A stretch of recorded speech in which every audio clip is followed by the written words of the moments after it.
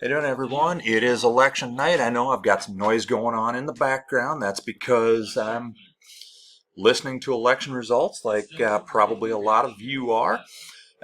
Based on what I have in front of me right now, it appears that Trump is currently up 177 to 99 in the Electoral College. But here's why there's no reason to be concerned about that. Sure, he took Texas, he took Florida, and I know I suggested that those two might flip, but I didn't really expect it.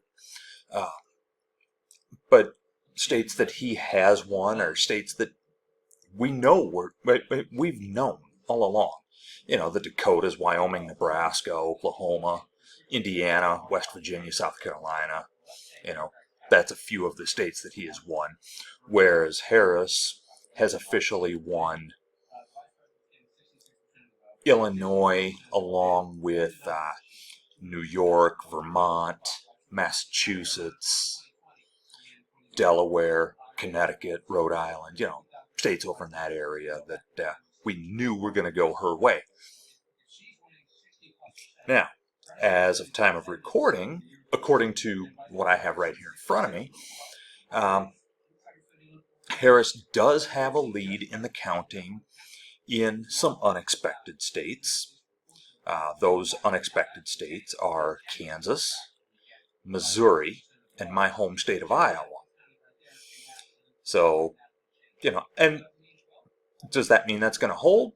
No, not necessarily. Here in Iowa, as of what I've got in front of me here, she's up 100 some thousand votes to his 71 some thousand votes.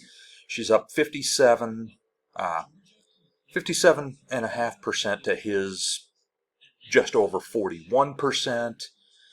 But that's also with only 10% reporting. It's going to be closer than that. I'm sure of that. Missouri, similar numbers, except that they have 18% reporting, 320 some thousand to 260,000 roughly. But again, 18% reporting. That's likely not going to stay blue. Kansas, probably not going to stay blue. It's 51 to about 47.5 in favor of Harris. And that is with 40% reporting, but it's also a difference of less than 20,000 votes, so who knows. As far as the major swing states, Pennsylvania and Michigan are currently in Harris's favor, but again, we don't have all of the results in. This is just early results that we do have. She's up 53 to about 45% in Michigan, 56 to about 43% in Pennsylvania. In Wisconsin, Trump is currently up, and this is only with 7% reporting. He's got about 56% to her, about 42%. Georgia and North Carolina.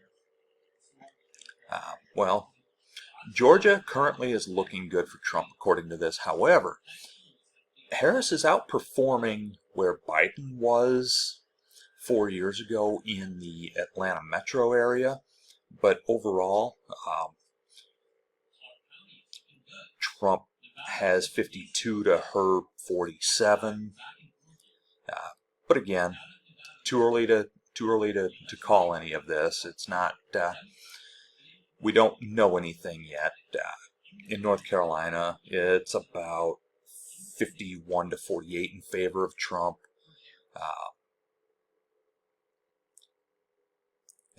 And Trump is currently ahead in Maine by about 51 to 46. So, but again, Harris is ahead in some key states where she wasn't expected to be ahead. And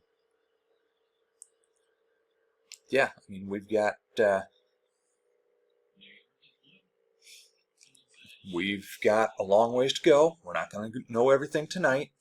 Trump is currently ahead in the Electoral College count, but he hasn't won anything that he wasn't supposed to win.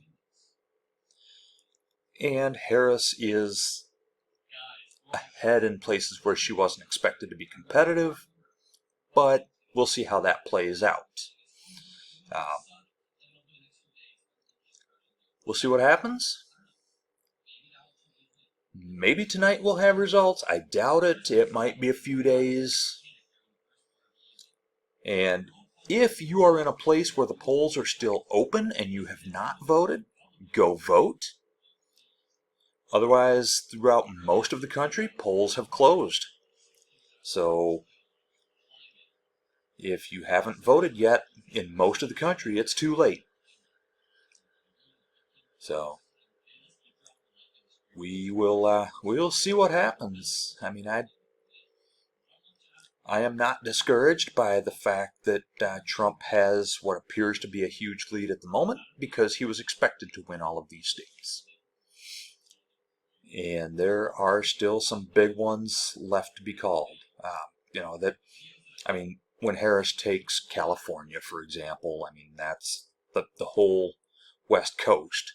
I mean, that's going to tighten things up quite a bit.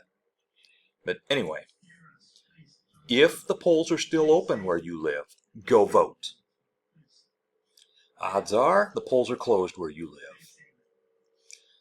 So let's see what happens.